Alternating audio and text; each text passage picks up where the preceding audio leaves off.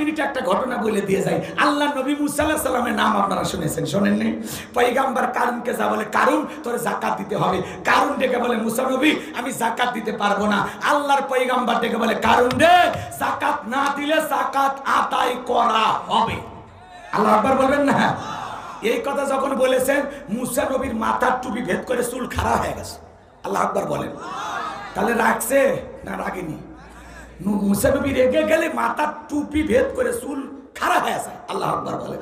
নবী মুসার রাগ কম না বেশি? যে নবী রেগে গেলে খুশি কীর্তিক দুনিয়া থেকে বিদায় করে দেয়। আল্লাহু আকবার বলেন।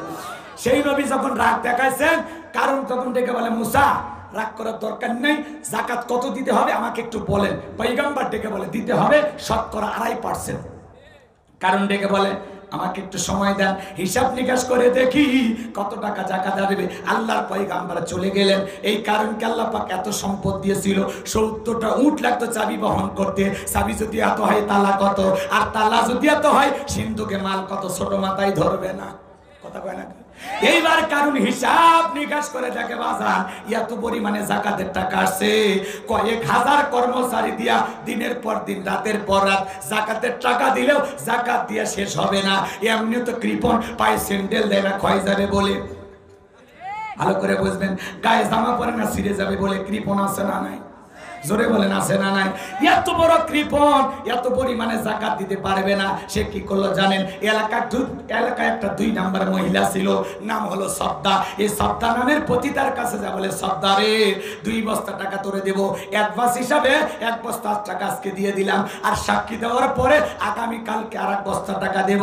বিনিময়ে আল্লাহর নবী মুসা আলাইহিস সালাম যেই মজলিসে দাঁড়াইয়া আল্লাহর পথে মানুষকে দাওয়াত দিবে, ওই ভরা মজলিসে দাঁড়াইয়া একবার শুধু বলবি, মুসা নবী দিনের বেলা ওয়াজ করে আর রাতের বেলা আমি সবদার সাথে রাত কাটাই, বাস এতটুকু কথা বললেই যথেষ্ট, বাকি যা করার আমি করব। যেহেতু 2 নাম্বার মহিলা রাজি হয়ে গেল, পরের দিন সকালবেলা আল্লাহর পয়গম্বর মুসা আলাইহিস সালাম হাজার হাজার জনতার সামনে আল্লাহর পথে দাওয়াত দিতেছেন, তাওহীদের কথা বলতেছেন, রিসালাতের কথা বলতেছেন। আল্লাহর পয়গম্বর মুসা আলাইহিস সালামের আলোচনা শোনার পর সর্দার পাশানিত হয়ে গইলা চোখ দিয়া পানি ঝরতেছে। এবার কারণ ইশারা দিয়ে বলে, তাড়াতাড়ি দাঁড়া। বলেন আর একটু শুনি। না, শুনতে দেওয়া যাবে না। 2 জন লোক পাঠায় দিল, তাড়াতাড়ি সবটাকে দাঁড় করায় দাও। এবার 2 জন লোক যারা বলে, নেতা গতকাল রাত্রিতে টাকা দিয়েছে 1 বস্তা, আজকে আর 1 বস্তা টাকা রেডি আছে, সাক্ষীটা দিয়া টাকার বস্তা নিয়ে বাড়িতে যা। সবটা বলে আর একটু শুনি। বলে না, শুনতে দেওয়া যাবে না। 2 জন 2 হাত ধরে সবটাকে জোর করে দাঁড় করে দিলেন। যখন কারণে লাফ মেরে দাঁড়ায় বলে, মুসার ওয়াজ বন্ধ কর। টাকায় দেখ 2 নাম্বার মহিলা দাঁড়াইছে। মহিলাটা 2 নাম্বার না 1 নাম্বার? মুসা নবী কি জানে? রতনে রতন সেনে। কথা বলেন, বিরক্ত হচ্ছেন আপনারা? ডাইরেক্ট বলতেছে, ও নবী মুসা ওয়াজ বন্ধ করো। আজও যখন আলেম ওলামা হক কথা বলে, সুদের কথা বলে, ঘুষের কথা বলে, জিহাদের কথা বলে, আল্লাহর জমিনে আল্লাহর দ্বীনকে প্রতিষ্ঠিত করতে হবে, কোরআনের সমাজ কায়েম করার কথা বলে, তাদেরকেও টার্গেট করে বলে, হুজুর আপনার ওয়াজ বন্ধ করেন, আপনার ওয়াজ লাইন ছাড়া। হুজুরের ওয়াজ লাইন ছাড়া না, তোমার জীবন লাইন ছাড়া, তুমি একটা তার ছেড়া।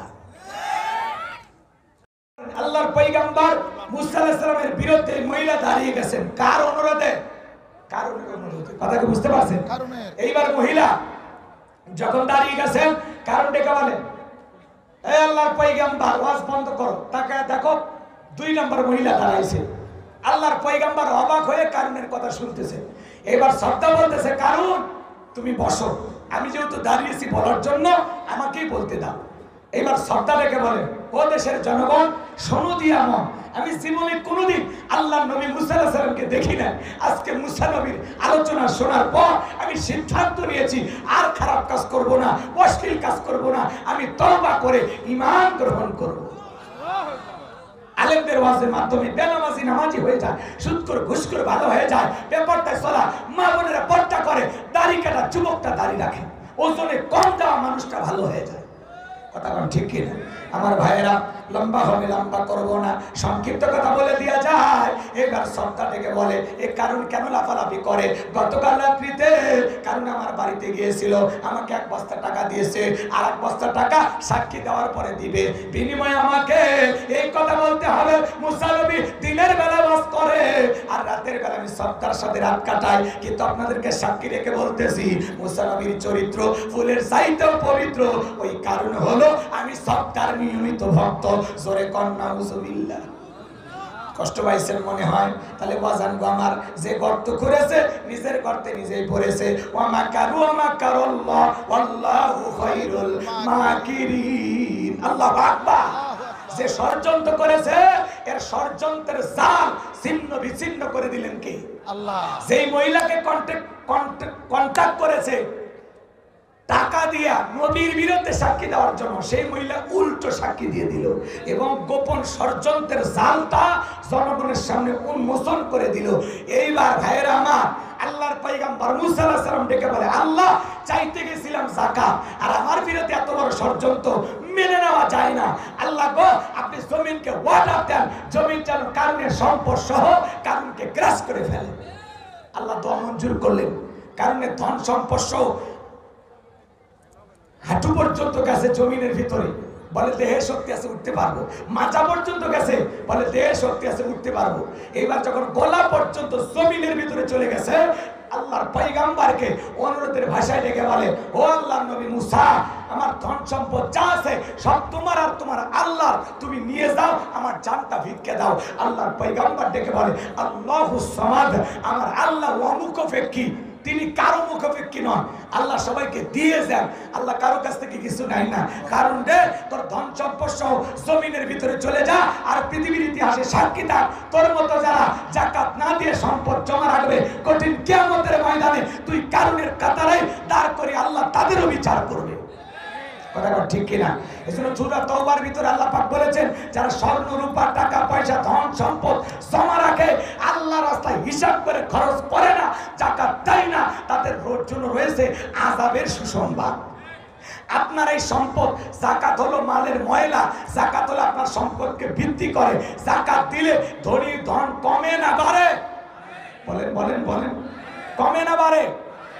এজন্য হিসাব নিকাশ করে যাকাত দেবেন। আর যাকাত না দিয়া সম্পদ যদি জমা রাখবেন, এদিকে খেয়াল করেন আপনার এই সম্পদ বিষাক্ত সাপ হয়ে আপনাকে সবল মারবে। আপনি তখন বলবেন তুই কে? চিনিস না, আমি তোর দুনিয়ার মাল সম্পদ। কথা বলেন ঠিক কিনা? এই জন্য আসুন, আল্লাহ যাদেরকে সম্পদ দিয়েছেন হিসাব করে করে কয় লক্ষ টাকার কয় হাজার টাকা যাকাত আসে, কয় কোটি টাকার কয় লাখ টাকা যাকাত আসে, ওয়াল্লাযীনা হুম লিযাকাতি ফাইলুন, হিসাব নিকাশ করে আল্লাহ রাব্বুল আলামিনকে ভয় করে বছরে একবার যাকাত দেব। কার ভয়? আল্লাহ ধনীদেরকে হিসাব করে যাকাত দেওয়ার তৌফিক দান করুন। তাহলে আল্লাহর নবী মুসা আলাইহিস সালামের বিরুদ্ধে ডাইরেক্ট কারণ বলতেছে ওয়াজ বন্ধ করো। আর যারা সমাজে আলেম ওলামাদের ওয়াজে ডাইরেক্ট বাধা দিয়ে বলবে হুজুর আপনার ওয়াজ বন্ধ করেন, ও হলো সমাজের ডিজিটাল কারণ। আমাদের আফসোস লাগে ওই জায়গায়, দুঃখ লাগে ওই জায়গায়। বাংলার জমিনে বাণিজ্য মেলার নামে রাত 12টার পরে নর্তকীর গায়ে একটা সুতার কাপড় থাকে না, ওখানে 140 করে জারি করা হয় না। যারা বাংলার জমিনে কিছু কিছু জায়গায় কোরআনের মাহফিল বন্ধ করে দেয়, কোরআনের হক কথা বলতে যায় না, আমার বিশ্বাস এরা মুসলমান হতে পারে না। কথা বলে ঠিক কিনা? এই জমিনের মালিক আল্লাহ, আপনার আমার মালিক আল্লাহ। আল্লাহর জমিনে আল্লাহর কোরআনের কথা চলছে, চলবে। কোরআনের জন্য, ইসলামের জন্য জীবনটা দিতে কারা কারা প্রস্তুত? হাত তুলে দেখান। লিল্লাহি তাকবীর, লিল্লাহি তাকবীর।